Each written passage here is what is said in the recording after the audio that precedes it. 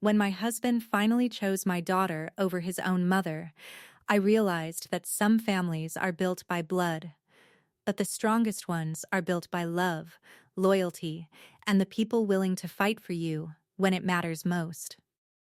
My name is Claire, and I am 35 years old.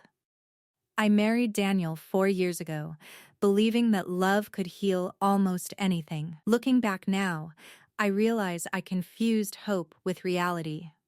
From the very beginning, Daniel's mother, Margaret, made it painfully clear that my daughter Lily would never be considered family in the same way as her biological grandchildren. Lily was 8 when Daniel and I got married. She had already experienced enough disappointment in her young life, and I desperately wanted to believe that marriage would give her the stable, loving family she deserved. Daniel never treated her differently. From the day we introduced them, he embraced her completely. But Margaret never did. She smiled politely when others were watching, yet every holiday, every birthday, and every family gathering carried the same silent message: Lily did not belong. For years, I told myself that Margaret simply needed time. I convinced myself that one day she would look at Lily and see the bright, loving child standing in front of her, instead of focusing on biology.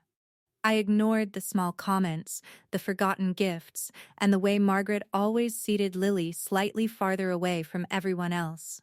Each incident hurt, but none of them felt big enough to destroy a family over. At least, that was what I kept telling myself. When Daniel's 42nd birthday approached, I decided to make it unforgettable. He had spent years putting everyone else's happiness before his own, and I wanted one evening dedicated entirely to celebrating him. I spent nearly 3 weeks planning every detail. I reserved a private dining room at his favorite restaurant, ordered a custom cake shaped like a vintage guitar, and coordinated decorations with navy tablecloths and soft string lights. Lily wanted to contribute too.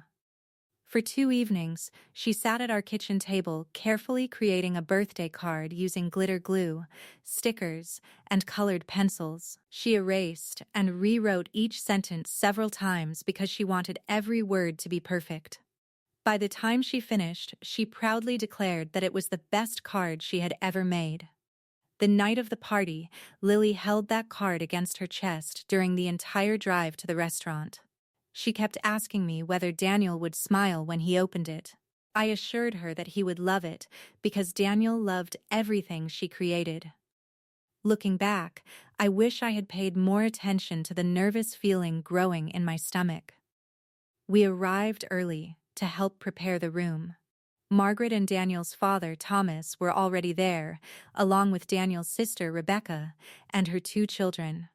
Everything looked beautiful. Then I noticed something that made my heart sink. The children's table near the window had only 2 place settings. I told myself there had to be a simple explanation. I had no idea that within the next hour, everything about our family would change forever. As I stood there, staring at that table, memories I had spent years trying to minimize came rushing back. I remembered Lily sitting quietly at Christmas while Margaret handed Rebecca's children expensive gifts before eventually offering Lily a generic coloring book. I remembered Lily asking me after Thanksgiving why Grandma Margaret never hugged her goodbye. I remembered every excuse I had made, every uncomfortable silence I had tolerated. And every time I had convinced myself that keeping the peace was more important than confronting the truth. The truth was that Lily had spent years trying to earn affection that should never have required earning. And despite everything, she still walked into that restaurant carrying a handmade birthday card and enough love to fill an entire room. I should have understood then that love, when ignored for too long, eventually forces a reckoning. What frightened me most was not what Margaret had already done, but the terrible possibility that she had been waiting years for an opportunity exactly like this before tonight. I tried to convince myself that I was overreacting. After all, a missing place setting could have been an oversight. But when I approached Margaret and asked whether another chair would be added for Lily, she looked at me with an expression that immediately destroyed any hope I had left. "Oh," she said casually, adjusting a napkin on the table. "The children's table is for Rebecca's children." I assumed Lily would sit elsewhere. I stared at her, certain I had misunderstood. "Elsewhere where?" Margaret pointed toward a small side room near the restaurant entrance. "There's a table there. She'll probably be more comfortable away from all the family activity." For a moment, I couldn't speak. Lily stood beside me, clutching Daniel's birthday card, looking from my face to Margaret's without fully understanding what was happening. That made it worse somehow. Children always understand more than adults think they do. "Margaret," I said carefully, "Lily is part of this family. She'll sit with her cousins." Margaret's smile tightened. "Claire, let's not create unnecessary drama during Daniel's birthday celebration." The words struck me harder than I expected. Unnecessary drama, as though excluding a 9-year-old child from a family dinner was a minor scheduling inconvenience.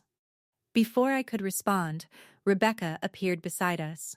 She glanced at the table, then at Lily, and I saw confusion flash across her face. "Mom, wasn't there supposed to be another seat?"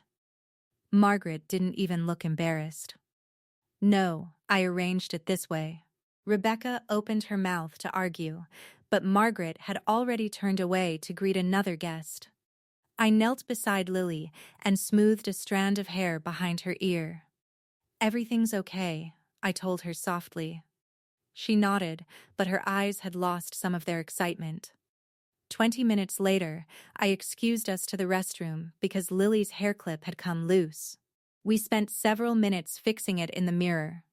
She smiled when I finally got it straight, and for a brief moment I believed we could still salvage the evening. Then, we heard voices. At first, I couldn't make out the words. There was laughter, then sudden silence, followed by the unmistakable sound of someone crying. My heart stopped. I opened the restroom door and immediately saw them. Margaret stood near the entrance hallway, one hand gripping Lily's shoulder. My daughter looked terrified. The birthday card had been bent in half. I don't remember crossing the room. One second I was standing near the restroom entrance, and the next I was pulling Lily into my arms while she trembled against me. "What are you doing?" I demanded. Margaret didn't release her cold expression. "I was explaining that this area is reserved for family." The words echoed through the room. Family, as though Lily wasn't standing right there. As though she hadn't spent 4 years calling Daniel her father. As though love counted for nothing. Lily buried her face against me and whispered, "Mommy, did I do something wrong?" I have never felt pain like that question. "No," I told her immediately, "you did absolutely nothing wrong." Around us, conversations had stopped. Guests stared openly. Thomas remained seated at the head table, frozen and silent. Then the restaurant doors opened. Daniel walked inside, removing his jacket and smiling, completely unaware that his birthday celebration had already become the worst night of our lives. For years, I had wondered what would happen if Daniel were ever forced to choose between keeping peace with his mother and protecting the little girl who adored him. I hated myself for even imagining that possibility, because I loved my husband and believed he loved Lily. But standing there in that silent room, with my daughter crying and Margaret refusing to show a single ounce of regret, I suddenly realized that the answer to that question was about to determine the future of our entire family. I held Lily tighter and waited for Daniel to speak. The silence that followed felt endless, and every person in that room seemed unable to breathe. Not one person moved. And when he finally looked up and saw Lily crying in my arms, something changed in his face that I had never seen before. Daniel stopped walking. At first, it was almost impossible to notice. His smile disappeared so gradually that if I hadn't been staring directly at him, I might have missed it. He looked at me. Then he looked at Lily. Her face pressed against my shoulder. Finally, his eyes settled on the crumpled birthday card hanging from her small hand. The entire restaurant remained silent. "What happened?" he asked. He didn't raise his voice. He didn't sound angry. Somehow that frightened me more than if he had shouted. Before I could answer, Margaret stepped forward. "It's being handled," she said calmly. There was simply some confusion about the seating arrangements. Daniel didn't even look at her. He walked directly toward Lily. When he reached us, he knelt down slowly until he was eye level with her. For a few seconds, neither of them spoke. Then he gently took the bent birthday card from her hand and carefully smoothed the folded edge with his thumb. "Did you make this for me?" he asked softly. Lily nodded. "It took me 2 days, she whispered. Daniel smiled, but there was something broken in that smile. "It's beautiful," he said. "Thank you." Then he stood up. I had been married to Daniel for 4 years. I had seen him angry, frustrated, exhausted, and heartbroken, but I had never seen the expression he wore as he turned to face the room that night. He looked disappointed, not in Lily, not in me, in everyone else. "I want to understand something," he said quietly. "Why is my daughter crying?" The word echoed through the room. "My daughter." Margaret's face hardened. "Daniel," she began carefully, "we've discussed this before. Lily isn't actually stop." He didn't shout. He simply said the word. And somehow it carried more force than screaming ever could. For the first time that evening, Margaret looked uncertain. Daniel took a slow breath. "I want everyone here to hear me very clearly," he said. "Because I'm only going to say this once." No one moved. No one spoke. He looked directly at Lily. "That little girl is my daughter." I felt Lily's fingers tighten around my hand. Daniel continued. "Not because we share Dina, not because of a birth certificate. She's my daughter, because every day for the last 4 years, I've chosen to be her father." His voice remained steady, but emotion was beginning to break through. "I was there for her first dance recital. I was there when she broke her arm riding her bicycle. I was there when she had nightmares and needed someone to sit beside her bed until she fell asleep again." He swallowed hard. "I was there because that's what fathers do." The room was so quiet that I could hear someone breathing near the back wall. Then Daniel turned toward his mother. "And if anyone in this family believes that blood matters more than love, then they don't understand what family actually means." Margaret opened her mouth. "Daniel, no."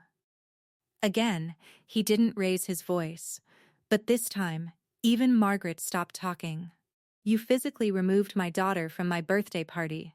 I was protecting family traditions," she said. The words seemed to hang in the air. Family traditions. Daniel stared at her for several seconds. Then he nodded slowly. "I see." No anger, no yelling, just disappointment so profound that even I struggled to look at him. "If your traditions require humiliating a child," he said quietly, "then your traditions are cruel." Margaret's face lost its color. Around the room, several guests lowered their eyes. I looked toward Thomas. For years, he had remained silent whenever Margaret crossed a line. For years, he had chosen comfort over confrontation. Tonight was no different. He sat frozen in his chair. Daniel followed my gaze, and for the first time that evening, something changed in his expression. The disappointment became something deeper, something older. "Dad," he said softly. Thomas looked up. "How many times?" The question seemed to confuse him. "What? How many times have you watched this happen and said nothing?" Thomas blinked. "I didn't realize yes," Daniel interrupted. "You did." His voice cracked, not from anger, from heartbreak. And in that moment, I realized this wasn't only about Lily. This was about years.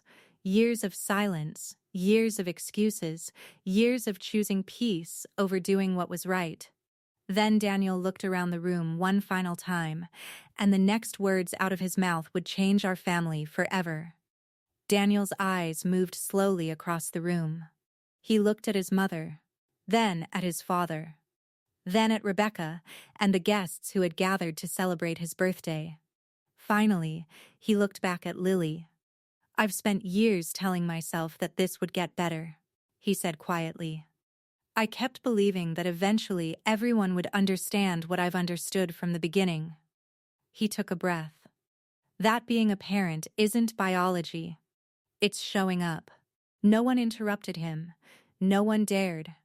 "I've watched my daughter try to earn love that should have been given freely. I've watched my wife pretend not to be hurt because she didn't want to create conflict, and I've watched people I love stay silent because speaking up felt uncomfortable." His gaze settled on Thomas again. "Silence isn't neutrality. Silence is a choice." Thomas lowered his eyes. For the first time since I'd known him, he looked genuinely ashamed. Daniel turned back to Margaret. "You asked Lily to leave my birthday celebration." Margaret lifted her chin. "I was trying to preserve family traditions." "No," Daniel said. "You were trying to decide who deserved to belong." The words landed with devastating precision. "I never said she didn't belong," Margaret argued weakly. "You didn't have to," Daniel replied. "You've spent 4 years showing her." I felt Lily move closer to me. She wasn't crying anymore. She was listening to someone finally say the things she had been forced to feel without understanding.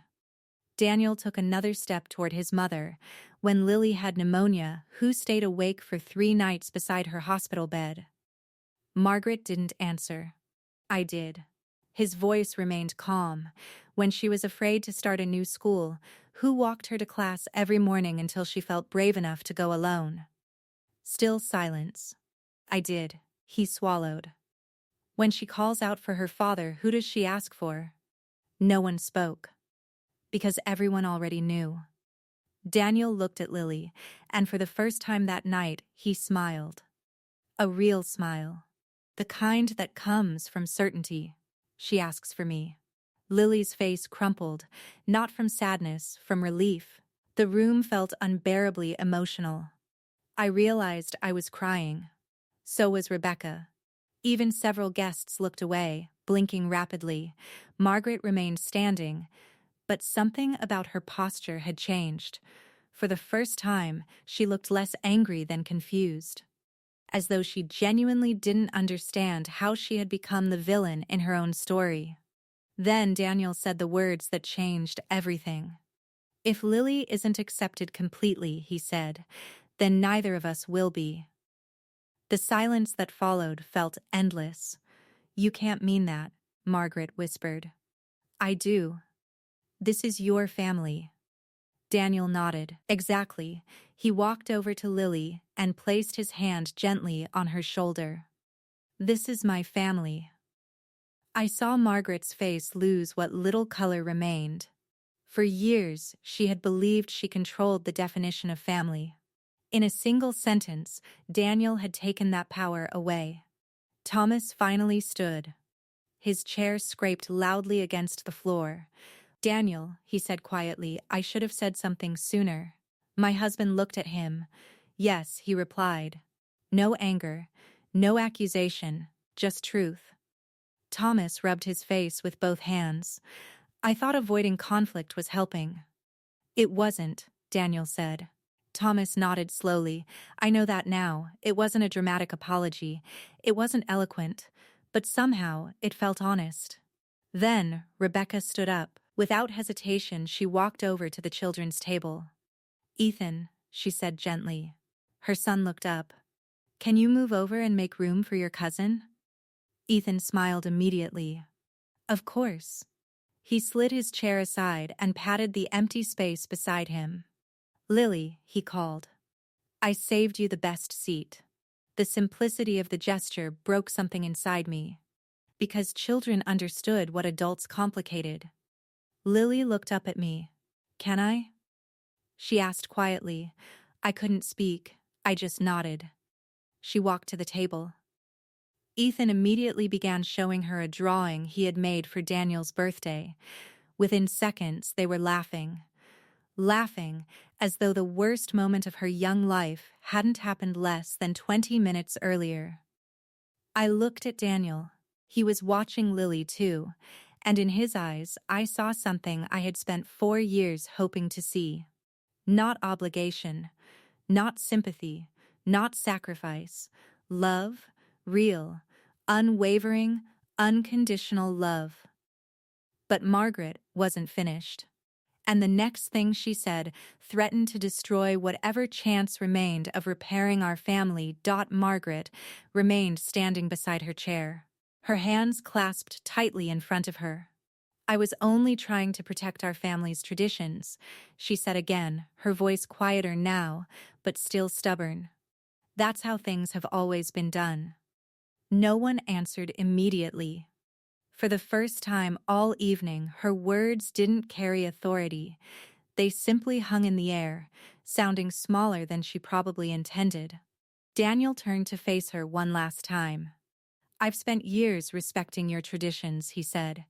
I've spent years hoping you'd eventually see Lily the way I do. But traditions that require a child to feel unwanted aren't traditions worth protecting.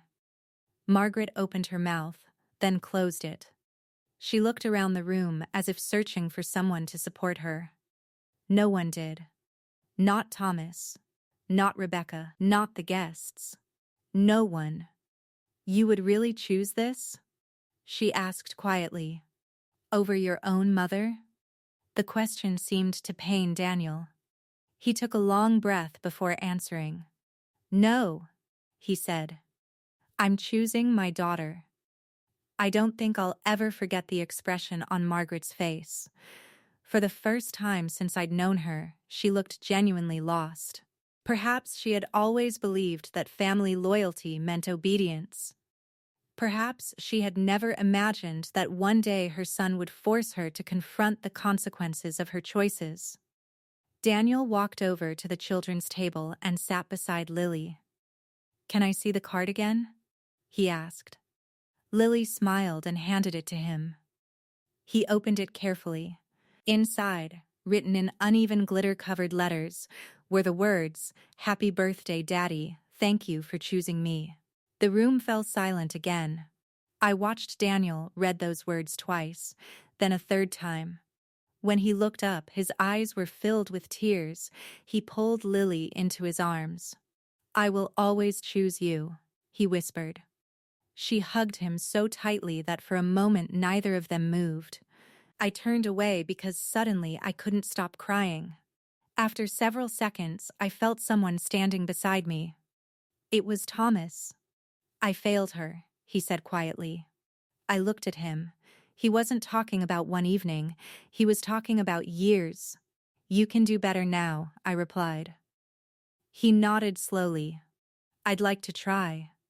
That simple sentence didn't erase the past, but it mattered. Meanwhile, Rebecca had begun helping the children cut slices of birthday cake. Ethan insisted that Lily receive the first piece.